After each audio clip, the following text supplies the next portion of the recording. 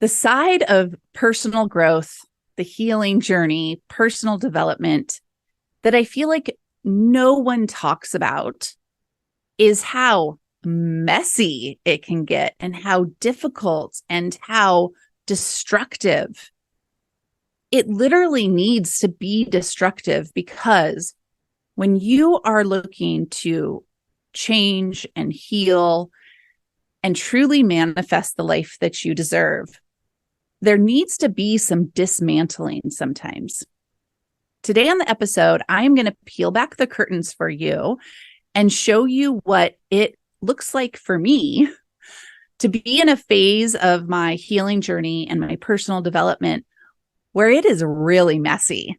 Like, kind of like when you remodel your house and there's dust everywhere and the furniture isn't put together and there's drop cloths and you're still living in it, but you are trying to move through all the muck and the mire to get to this vision that you've laid out for yourself.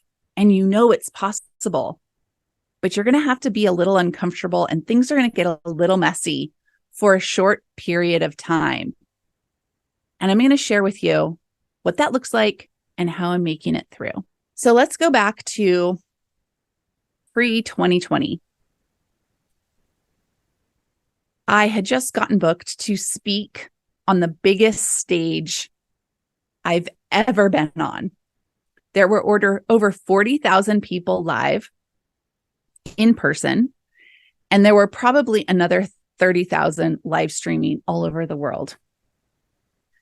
When I was asked to give a talk, I wasn't given really any subject matter. I was just told, trust yourself, you will know what to share. And so the only thing I could really think to do is share my story.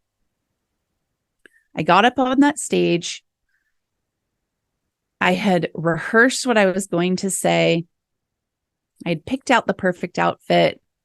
I had this snafu in hair and makeup where I thought I was going to get my hair done by hair and makeup, and they thought I was going to come with my hair done. So I had to go on stage with some weird bun that totally was not me. I pushed through all of that. I got on stage and then I blacked out. Apparently, my talk was good. I did watch the video and I remembered everything. And I was really lucky because I got to give my talk a second time about 45 minutes later. And that time I actually was present in my body and I enjoyed it. After that experience, I was so certain that I wanted to get on more stages. I wanted to share my story, and it was the path forward for me. Little did I know that night after my speech, I would go back to the hotel room and conceive my second child.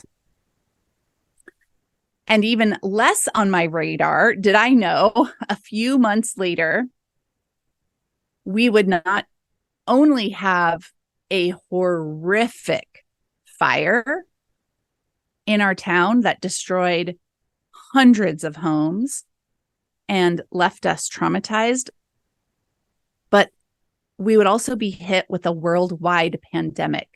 And my hopes and dreams of traveling and getting on stages and sharing my story were going to be on a big fat pause for quite a while. If you're new to the podcast, this is actually how Jasmine and Juniper, the podcast, was born. I had hired a coach to help me craft my story and start to develop my brand as a speaker right when the pandemic hit. And we had to switch gears and figure out what to do since nobody was traveling and no one was speaking on stages. And she suggested that I start a podcast. So when the podcast first started, I called it Vision-Led Leadership, because that is what I am about. I am about visionary leaders, conscious millionaires, the people who have the tenacity and the drive and the desire to go and carve out a different life for themselves. And then they want to give back to their community and they want to lift up the world So I thought it was perfect, vision-led leadership. And I would interview inspiring leaders and coaches and business owners. And then it just kind of felt like it wasn't quite right. So I started to let myself talk about all sorts of subjects, and I changed the name to Jasmine and Juniper, the podcast, to be in line with my brand. I have a lifestyle brand where I teach people about essential oils, health and wellness. And I thought, okay, let's let the podcast just mirror what I'm doing in my brand. And from there, we started to explore my healing journey of healing from abuse and interviewing survivors. And this really mirrored the fact that I was on an extreme healing journey. Going through those fires, giving birth to my second child, living through a pandemic, uncovered for me deep inner healing that needed to be done. It showed me all the places that I was not living as my authentic self, that I was really stuffing down emotions and feelings, and I was overworking and overfunctioning, and I was in high codependent reality. And so it's been so healing for me. And I'm so grateful for all of you that have been listening along on this journey and growing together. And from the messages I get where you tell me that the podcast is helping you and it's talking about just what you need at just the right moment, and when you get exposed to amazing healers and modalities, it's been so incredible. And I feel another change coming. I feel the next level of my purpose and my vision and what I want to bring the world and what I want this podcast to be for all of us. And what I've really come to is that I am a stand for facilitating the rise of the female visionary. I want to continue to bring you these inspiring stories of not only survivors, but women who have done incredible things and are bringing their healing modalities and their wisdom and their vision to the world.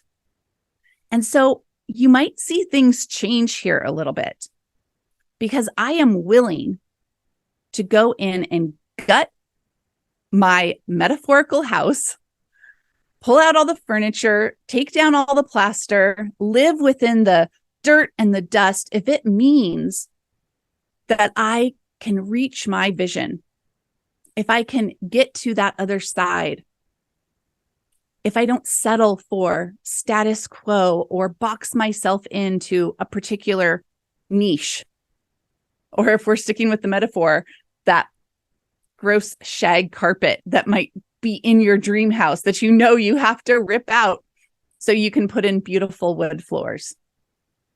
This is what's happening here at the Jasmine and Juniper podcast. So pardon the mess. I hope you don't mind the dust. I promise to be transparent, unauthentic, and vulnerable with you. And I want to hear from you. What type of interviews do you want to hear? Do you have someone that you're thinking of that would be perfect for this podcast? Reach out to me. You can send me an email. You can find me on Instagram. I want to grow the web. I want to continue the network of finding all those incredible women all over the world that have a big vision and big heart, and they want to give back to their community, and they want to live and manifest the life that they deserve and carve a pathway for others to do the same. Let this episode be an inspiration to you. If there is somewhere in your life or in your career or in your relationships where you need to break down a few walls, maybe hire a contractor, DIY it yourself, and lay the pathway towards your ultimate vision. It's okay to be messy. It's okay to not have it all figured out. It's okay to say, hey, pardon the mess. I'm under construction. Because the world doesn't need more perfect people. We don't need more people that are wearing the completely right outfit and have their hair the completely right way and everything just looks picture perfect. We need people who are willing to dig in and get messy and dirty and do the work that it requires to live a life and create a life that represents the vision we all have for this planet. I invite you to take the journey with me. Over the next couple of weeks, you might hear some archived episodes. I will still bring you some exciting interviews, and you're going to see things change just a little bit around here so that we can get closer to that ultimate vision and continue the healing journey together. So thank you so much for tuning in this week. I do want to hear from you. Head over to my inbox. Tell me what's up. Tell me what you think, and send me referrals for amazing women so that I can interview them. Till next time.